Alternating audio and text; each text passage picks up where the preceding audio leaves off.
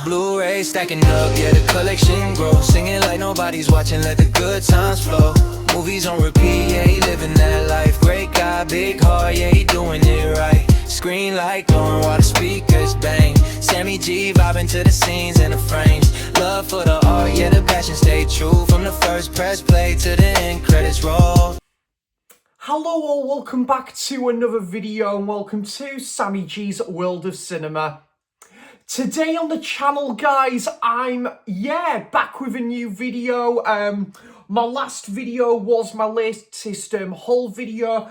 I was gonna do another haul video, but I thought I've just done my recent one and I kind of wanted to do a couple of different videos in between, just kind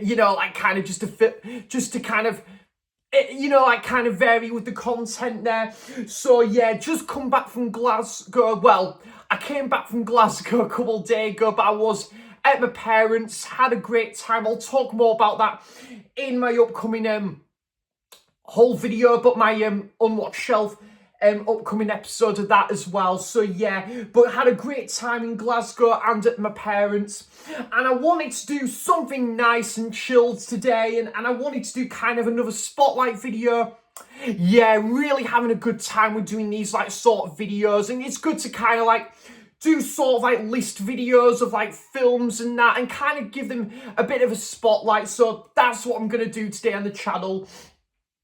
So I was just looking at like an actor, and that actor is Ben Stiller. Now, I love Ben Stiller, guys. I just grew up on some of his movies, you know. As the years gone on, I've gone back to, you know, I could revisit a few of his movies, but there's some of his films quite recently actually that I've checked out for the first time as well.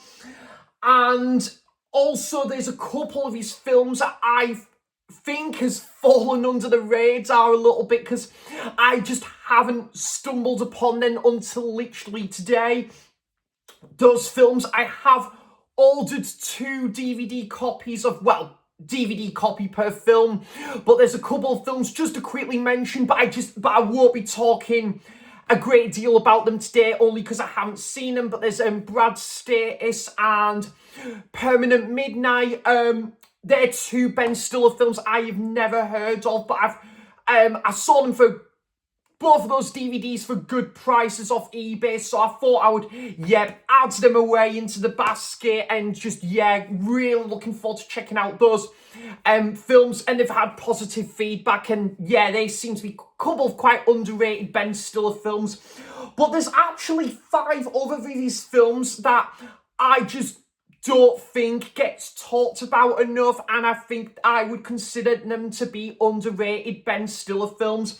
I think when 9 times out of 10, I think a lot of people, when they think of Ben Stiller, they probably think of like Alex the Lion in Madagascar, or Meet the Parents, Meet the Fockers, and just films like that, really.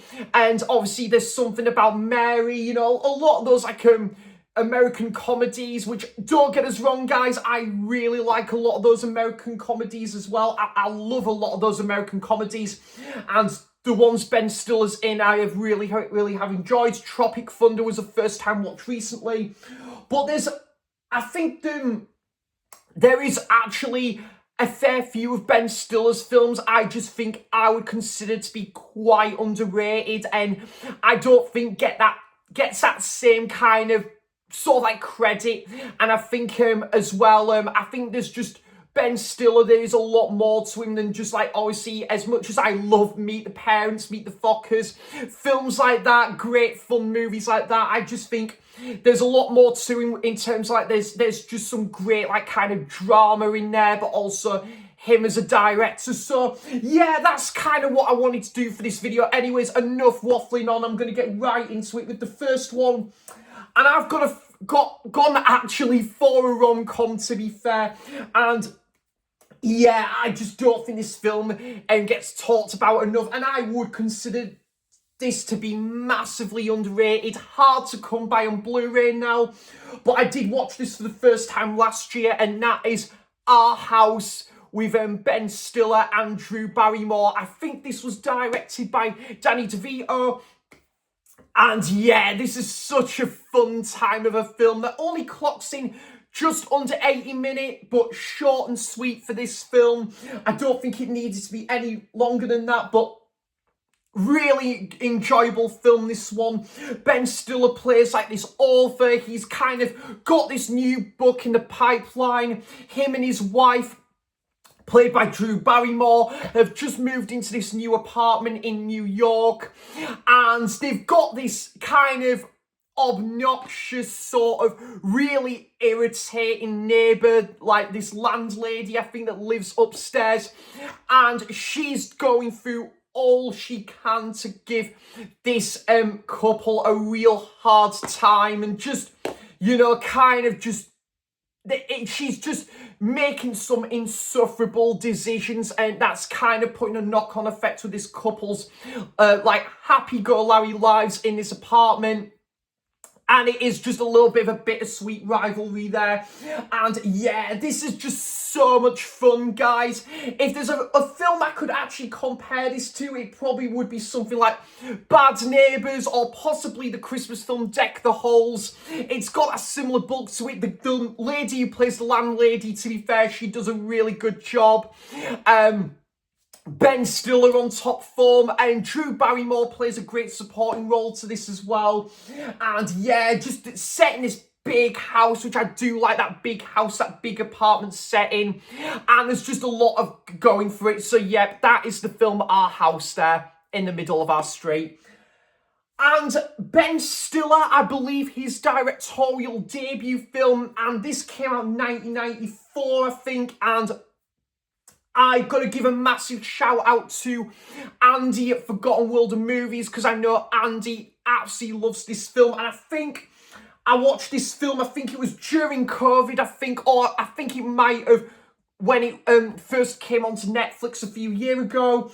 And yeah, Ben Stiller, his first time in the director's chair, and it's crazy to think, you know, that Ben Stiller actually directing films in a good way. Like before, obviously he would go into being a lot of these mainstream films, and I just think that's kind of fascinating, really. I thought it would be kind of the other way around in that respect, but I've always thought it was that in that other way around. But yeah, anyways, I've talked about this film before on the channel, but I do want to give it another spotlight anyway, and I would absolutely would love for this to get a Blu-ray release over here in the UK. Someone like Criterion, I think, could do a good job at giving this a Blu-ray treatment, and that is Reality Bites. Yeah, I think this is such a beautiful, great, feel-good movie. Yeah, just a great kind of character-driven movie. Just, we're focusing on Winona Ryder, and she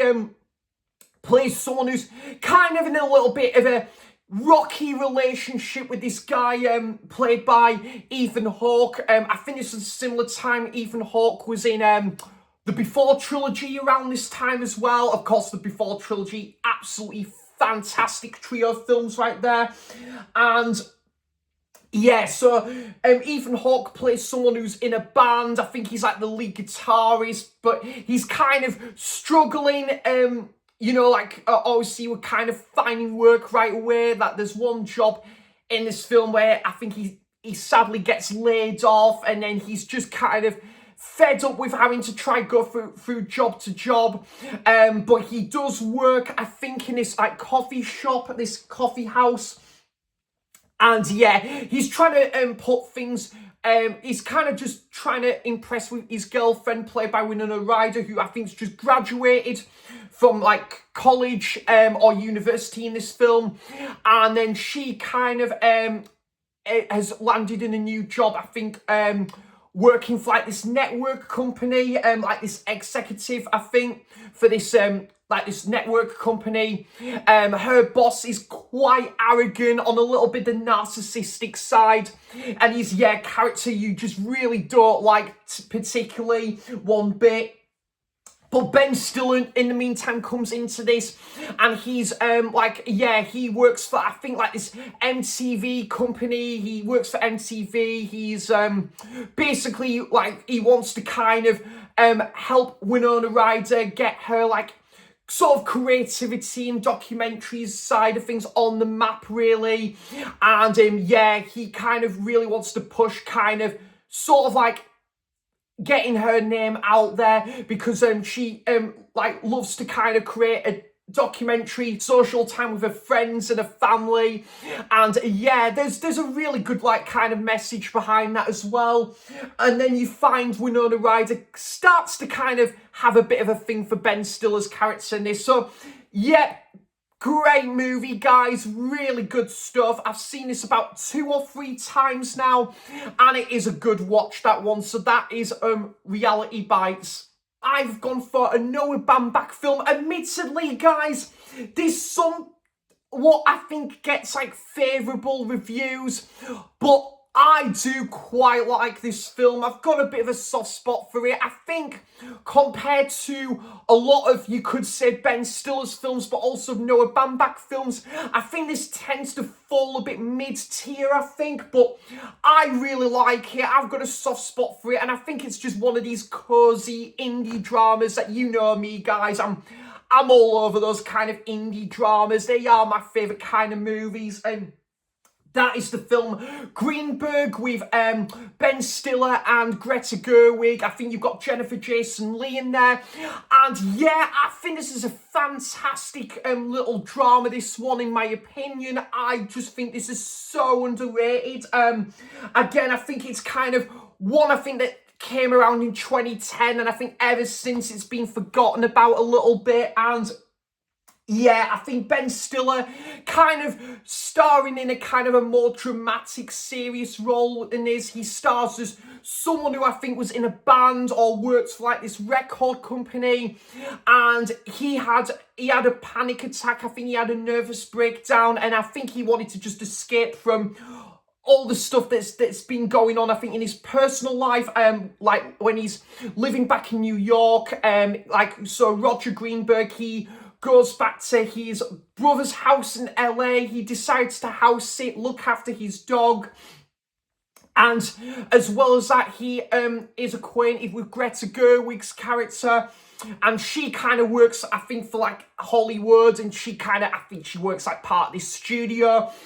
And yeah, you start to see them have blossom a bit of a relationship. And they just have really good, like, kind of chemistry, you know, like a bit of a warm hug sort of kind of presence, I think, between the two. And yeah, this is pretty good. You do get a little bit of a backstory with Roger Greenberg and his ex-girlfriend, played by Jennifer Jason Leigh.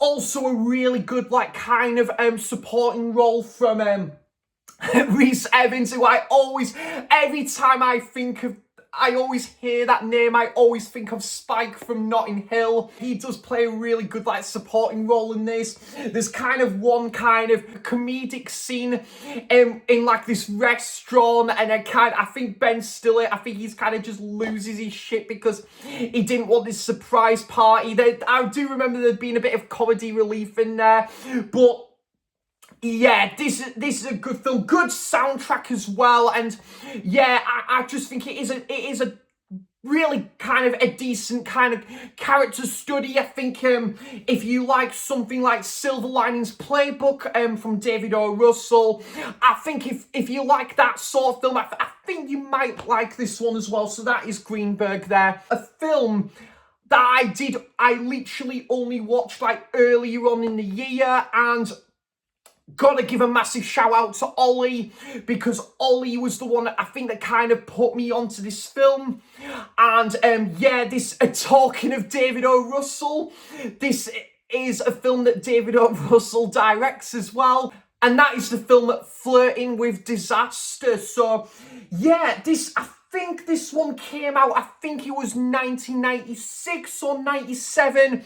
Could be getting that one wrong. I believe this has only had as far as a DVD release over here in the UK, and yeah, this is a good, solid comedy, indie drama, this one. Again, those kind of movies I'm all over, as you know, and yeah, really enjoyable one, this one. You kind of focus on like the married life of Ben Stiller's character and Patricia Arquette, and they've just had a newborn, and Patricia Arquette is thinking of a name for their newborn, but I think Ben Stiller kind of wants to kind of just sit on that a little while longer, and he kind of wants to think of a name for the newborn as well, but also he's kind of on the verge of finding like who his biological parents are.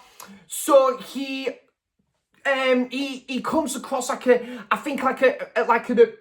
this person who works for this agency to find like his like biological parents, and she's kind of sussed that I got a bit of an idea where Ben Stiller's character's biological parents are located, and then that kind of sets the template for a bit of a road trip movie, a little bit of a journey movie, and it's kind of like got a bit of a dysfunctional family sort of road trip feel about it. But you've got, I think you've got let me think. I think you've got an early appearance. I'm pretty sure I'm trying to think of the guy's name. I'll put it on the screen there, but there is a couple of well-known supporting actors in there that kind of do play kind of the parents' side and family side. But yeah, this is really enjoyable, really kind of, it's got, again, a couple of really good messages behind it, really warm hug of an ending as well, and you kind of do follow Ben Stiller and Patricia Arquette. There's one point in the film they're not quite getting on, and you find Ben Stiller, he stumbles upon this other lady that comes midway through the film, and she's starting to have a bit of a thing for him. So yeah, there's kind of a bit of a whirlpool of emotions that goes on in this film, but yeah, and again, it's just really really enjoyable film, that one. And again, I think David O. Russell, interesting director. I think his best film, in my opinion, would be Silver Linings Playbook, but this is still a really good watch, that one. So that is Flirting with Disaster. And the last Ben Stiller film to talk about in this video, obviously not going to be the last time I'll talk about Ben Stiller on this channel, No Way Jose, but yeah, this is a film I literally just watched when I was back at my parents' over the weekend. When I go back to my parents, guys, I just love watching a lot like these indie dramas or comedy dramas. I just think they're so nice and chilled, relaxing. I don't have to think long and hard about what I'm watching on screen. And yeah, this is kind of one of those movies that I wanted to kind of something easy watching and that, but there's actually a really good story behind this. And what's really interesting about this one, this is Edward Norton's directorial debut. Edward Norton, he kind of looks a bit unrecognisable at first. Like, he has blonde hair in this, and the main lady is a great kind of supporting role in this film. But this is kind of just a great blend of a friendship drama, but kind of a relationship drama, coming of age drama. And I've got to say, guys, I was so surprised how much I enjoyed it, because I did see that it got a little bit of a mixed reception, but myself personally, I really enjoyed this film. This was quite a nice surprise, this one. And that's the film Keeping the Faith, with Ben Stiller, Edward Norton. I'm trying to think the actress's name. Apologies, the name will be on the poster there. But yeah, you've also got a couple of supporting roles from Anne Bancroft in there, and also you've got an appearance from Eli Wallach in there. But this is just a really good film, in my opinion. Like, Ben Stiller and Edward Norton, they're like kind of childhood friends. They've been friends for life, and you know, they've been like kind of friends forever. You kind of followed them from when they were growing up as like kids, teenagers, to when they're adults. at present day in this film, and it's just a really enjoyable film.